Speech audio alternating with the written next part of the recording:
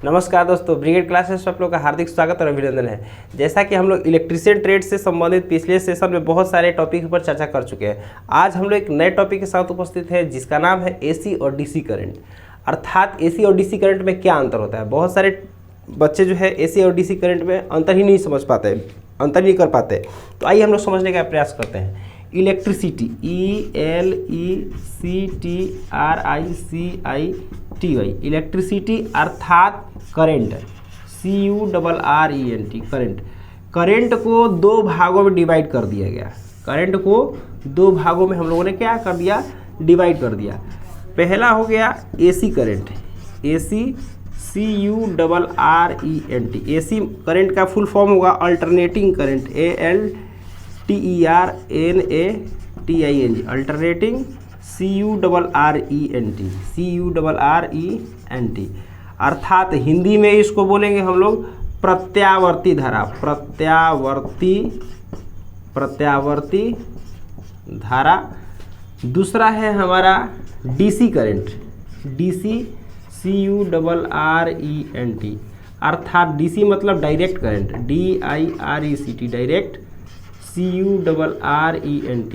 और हिंदी में इसको बोलेंगे हम लोग दृष्ट धारा, दृष्ट धारा। अर्थात धारा को और करंट को दो भागों में डिवाइड किया गया। एक हो गया आपका एसी करंट अर्थात प्रत्यावर्ती धारा, दूसरा हो गया डीसी करंट या डायरेक्ट करंट, दृष्ट धारा। अल्टरनेटिंग करंट अर्थात प्रत्यावर्ती धारा। प्रत्यावर्ती धारा की परिभाषा क्या हुई? प्रत्यावर्ती धारा का परिभाषा हो कि ये धारा जो होती है समय के साथ परिवर्तित होती रहती है, इसका मान समय के साथ बदलता रहता है। अर्थात इसका ग्राफ कैसा होगा?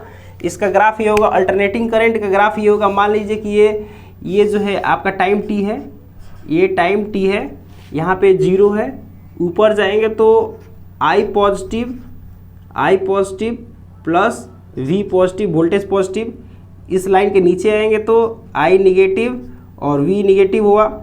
यहाँ से अगर इलेक्ट्रिसिटी फ्लो करना स्टार्ट की तो यहाँ से ऐसे आएगा।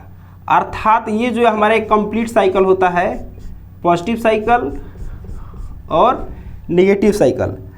अर्थात यहाँ से यहाँ तक एक हमारा क्या होता है, कंप्लीट साइकिल का निर्माण होता है। अर्थात अल्टरनेटिंग करंट में एक बार पॉजिटिव चलती है, एक बार नेगेटिव चलती है, तो पॉजिटिव और नेगेटिव दोनों को मिलकर क्या होता है, एक साइकिल कंप्लीट होता है। अर्थात इसीलिए इसको अल्टरनेट कहा जाता है। पॉजिटिव प्लस नेगेटिव करते हुए चलती है, एक साइकिल का निर्माण करते हुए चलती है, इसीलिए इसका नाम क्या पड़ता है, अल्टरनेटिंग करंट अर्थात प्रत्यावर्ती धारा। ये जो है अल्टरनेटर के द्वारा उत्पन्न की जाती है, इसलिए इसको स्टोर नहीं किया जा सकता। अल्टरनेटिंग करंट को क्या किया जा सकता है, स्टोर नहीं किया जा सकता है। अब आते हैं डायरेक्ट करंट। डायरेक्ट करंट अर्थात दृष्ट धारा। दृष्ट धारा का ग्राफ कैसा होगा? दृष्ट धारा का ग्राफ होगा, मान लीजिए कि ये टाइम टी है, ये टाइम टी है, यहाँ 0 है। ऊपर जाएंगे तो आप पॉजिटिव जाएंगे, नीचे आएंगे तो नेगेटिव जाएंगे आप, ठीक है। यहाँ से डायरेक्ट करंट सीधा गमन करती है, अर्थात ये समय के साथ कोई भी परिवर्तन इसमें नहीं होता है, एक कांस्टेंट लाइन के साथ गमन करती है, ठीक है। इसलिए इस धारा को हम लोग क्या बोलते हैं, डीसी करंट। डीसी करंट जो होता है जनित्र के माध्यम से, डायनेमो के माध्यम से उत्पन्न किया जा सकता है। और डीसी करंट जो होता है एकदम कांस्टेंट होता है, इसलिए इसको क्या किया जा सकता है, इसको स्टोर किया जा सकता है, बैटरी के माध्यम से स्टोर किया जा सकता है। जो एसी करंट है इसको हम लोग डायोड के द्वारा क्या करते हैं, एसी से डीसी में कन्वर्ट करते हैं, एसी टू डीसी। एसी से अगर एसी करंट को हम लोग को डीसी करंट में कन्वर्ट करना होगा तो किस डिवाइस का उपयोग करेंगे, डायोड का। हम कभी कभी परीक्षा में ऑप्शन दे देता है, आईटीआई का परीक्षा हो या कंपटीशन का परीक्षा, उसमें पूछ देता है कि एसी को डीसी में कन्वर्ट करने वाली डिवाइस का नाम क्या है। 4 उसमें ऑप्शन दिया रहेगा, तो एक ऑप्शन क्या होगा, डायोड। डायोड के माध्यम से क्या करते हैं हम लोग, एसी करंट को डीसी करंट में क्या करते हैं, बदल लेते हैं। अब बात आती है कि डीसी करंट को एसी करंट में कन्वर्ट करना होगा तो क्या होगा। अगर हम लोग को डीसी टू एसी कन्वर्ट करना होगा, DC to AC current convert करना होगा, तो उसके लिए क्या करेंगे हम लोग, इन्वर्टर का यूज करते हैं। इन्वर्टर के माध्यम से हम लोग क्या करते हैं, एसी करंट को डीसी करंट को एसी करंट में कन्वर्ट करते हैं। एक बात याद रखिएगा, एसी करंट को स्टोर नहीं किया जा सकता है, लेकिन डीसी करंट को स्टोर किया जा सकता है। एसी करंट जो होता है ये 33,000 वोल्ट तक, कितना 33,000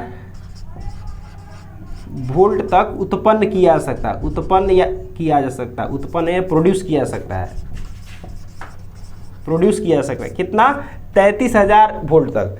लेकिन जो डायरेक्ट करंट है उसकी लिमिटेशन कितनी है, 650 वोल्ट तक ही उत्पन्न किया जा सकता है। अर्थात आईटीआई के परीक्षा में या कहीं कंपटीशन में पूछ देगा कि डीसी करंट कितने वोल्ट तक उत्पन्न किया जा सकता है, तो बता देंगे 650 वोल्ट। अगर वो बोलता है कि एसी करंट अर्थात अल्टरनेटिव करंट कितना लिमिट तक उत्पन्न किया जा सकता है, तो बता देंगे 33,000 वोल्ट। तो ये जो बेसिक अंतर है वो एसी करंट और डीसी करंट में होता है। अब हम लोग नए टॉपिक के साथ उपस्थित होंगे। धन्यवाद।